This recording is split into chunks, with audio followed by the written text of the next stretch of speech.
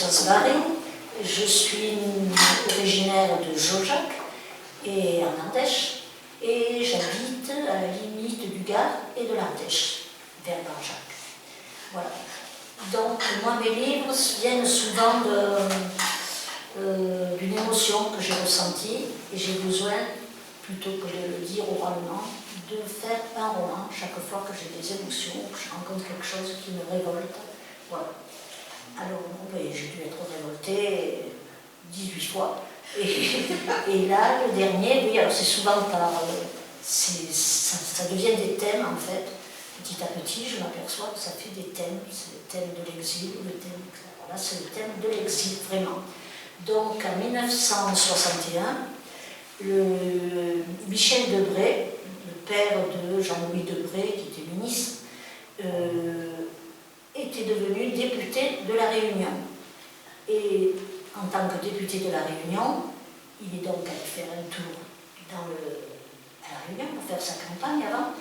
Et il s'est aperçu qu'il y avait des endroits où c'était plutôt des bidonvilles que des véritables maisons en Dieu. Et il s'est dit, il faut quand même que je fasse quelque chose pour ces enfants-là, pour ces femmes, et surtout les enfants. Donc il a fait venir il a donné du lait dans les écoles, ce qui était une bonne chose. Et puis, il a voulu, comme tous les politiques, marquer son passage. Et il a décidé d'envoyer les enfants, de passer, alors ça s'appelait pas la DAS, ça s'appelle la DDP, c'était l'ancienne DAS de La Réunion, de les faire passer avec une personne de la DAS de la métropole, de les faire passer dans ces quartiers qui étaient vraiment très très pauvres, en pensant que les enfants seraient beaucoup mieux s'ils étaient en métropole. Alors, il est passé dans les villages, et quand on voyait arriver la 2 chevaux camionnette, tous les enfants partaient comme les oiseaux, on ne les voyait plus. Et ils se cachaient parce qu'on savait que ça voulait dire qu'on allait venir chez leurs parents et qu'on allait les inscrire pour les faire partir. Et eux, ils ne voulaient pas partir du tout, évidemment. Et les parents, la plupart, ne voulaient pas non plus. Alors, on leur faisait signer, un peu, on leur expliquait qu'ils ne seraient pas au chômage de toute leur vie, ils viendraient une fois par an en vacances, pour les grandes vacances, et qu'ils auraient vraiment un formidable métier. Et en fait, les parents de mes 2 héros, c'est le père qui a décidé, comme la maman était très fragile et qui la mettait enceinte sans arrêt, et il a décidé de les faire partir en vacances.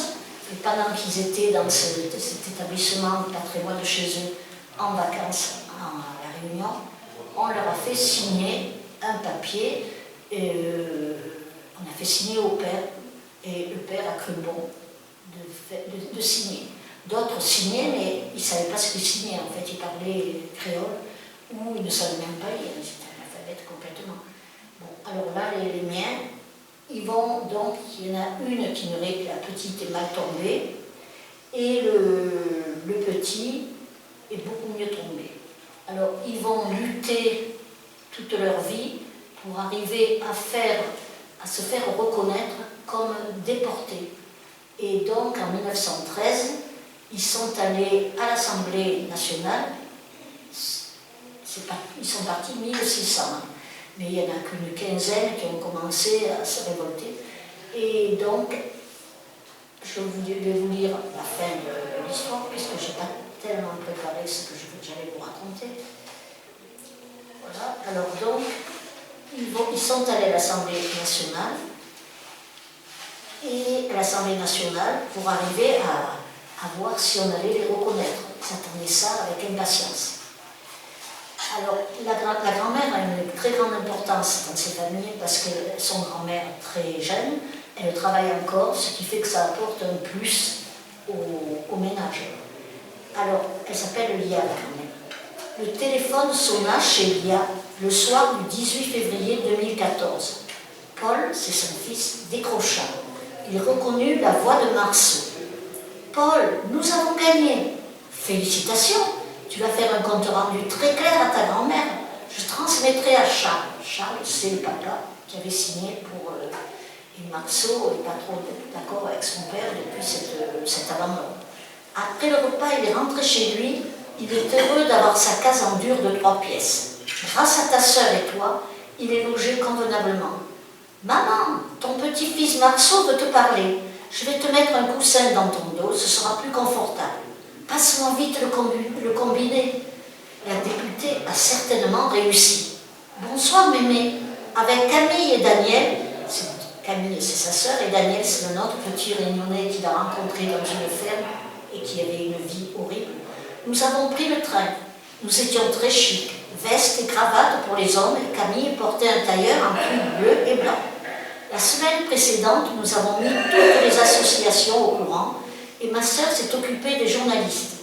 Avant de rentrer, votre député de la Réunion, Éric Barrette, nous a rejoints. Nous sommes tombés dans les bras l'un de l'autre. Nous étions fiers et émus. Le journal Libération nous a pris en photo. J'achèterai le quotidien demain matin. Les autres étaient un peu intimidés. Nous nous sommes retrouvés un bon nombre de réunionnais dans les tribunes de l'Assemblée nationale. Moi, je pensais que c'était plus grand. La députée a prononcé son discours qui commençait par ces phrases. 1600, 1630, combien étaient-ils? Un peu plus? Un peu moins? Et s'ils étaient 1631?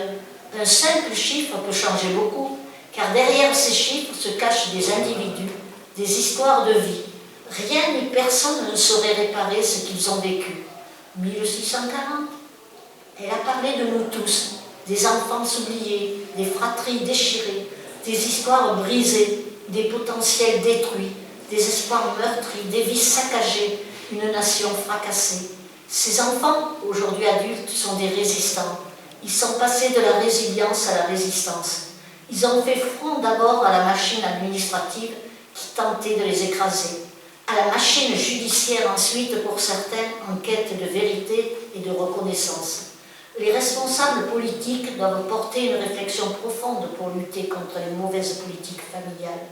Il faut que la famille ne soit plus brisée pour que chacun trouve sa place et s'épanouisse dans un environnement affectif, apaisé et chaleureux. Ma proposition vise à ce que la connaissance historique de cette affaire soit approfondie et diffusée, que l'État reconnaisse le manquement à sa responsabilité morale, que tout soit mis en œuvre afin de permettre à ces enfants de reconstituer leur histoire personnelle. Le vote des députés a suivi. Les demandes ont été entendues et votées favorablement par la gauche. La droite a voté contre ou s'est abstenue, comme l'UDI. Grand-mère, après le vote, tous les députés présents se sont levés, se sont tournés vers les tribunes pour nous applaudir. Camille a pleuré de joie. Tu vois, mémé, tu nous as appris à ne jamais abandonner, à ne jamais renoncer. Si la vérité et la justice nous habitent, un jour nous finirons par l'emporter. Je ne ferai jamais de politique. Sur un tel sujet, tous les députés auraient dû nous soutenir. La politique est un mélange de grandeur et de rêve, d'idéal, mais aussi de petits calculs. Je suis trop honnête pour réussir dans ce domaine. Tu as choisi un beau métier, poursuis dans cette voie. Je vais me rendormir le cœur serein. Paul t'embrasse très fort, moi aussi. Nous pensons à vous. Ne pleurez pas le jour où je disparaîtrai. On a fêté mes 91 ans. J'ai eu des enfants et des petits-enfants qui m'ont donné tant d'affection et tant de joie que je peux quitter le navire satisfaite et fière. Vous saurez défendre notre peuple. Quel espoir! Bonsoir mon grand, et merci infiniment de vous être mobilisés, toi et ta sœur, et tous ceux qui ont tant souffert, pour dénoncer cette migration forcée qui a entraîné tant de souffrances. À bientôt. Marceau se surprit à chantonner tristement, en posant le combiné, une chanson créée pour les enfants déplacés. On appelait ça, ces enfants déplacés, ça s'appelait le Bumindon. Bumindon, Bumindon, où volent nous ban frères? Tu nous voles nos frères. Bumindon, Bumindon, ramasse pas menteur, ne mens pas. Bumindon, Bumindon, où fait mal nous nos skers? Tu fais mal à nos cœurs. Des larmes embuèrent ses beaux yeux verts et glissèrent le long de ses joues. La famille s'était agrandie. Léna l'attendait en Lozère et veillerait sur lui. Voilà. Et donc, ils ont été envoyés dans des départements, dans la Creuse, le Tarn, Alors le Tarn en a reçu 202, la Creuse 197, le Gers 101, l'Hérault 71, la Lozère 62. En 1982, 328 enfants seront encore placés. Vous voyez, ça a duré jusqu'en 1982. Moi, ils viennent de Lozère, ils étaient 67. Et j'ai eu, en plus, la chance de rencontrer, en allant signer en Lozère, de rencontrer cet été une éducatrice et un psy qui avait eu des enfants qui étaient passés dans leurs mains. Et le psy en a été si malade qu'il en est mort. À force d'avoir vu toute la misère de ces enfants, tout ce qu'ils avaient eu comme fardeau sur eux. Voilà. Alors le programme de déplacement des enfants voulu par Michel Lebré a été porté par le BUMINDOM, Bureau de développement des migrations, intéressant les DOM avec l'aide d'ITAS. Le BUMINDOM a été remplacé par l'Agence nationale pour l'insertion et la promotion des travailleurs d'outre-mer en 1982. Mais j'ai su, par mon fils qui est journaliste, donc j'ai su que maintenant on leur avait quand même reconnu, pas le statut de déporté, pas du tout, mais ils vont être sur les livres d'histoire dans les écoles. Cette période-là va être, voilà, c'est déjà.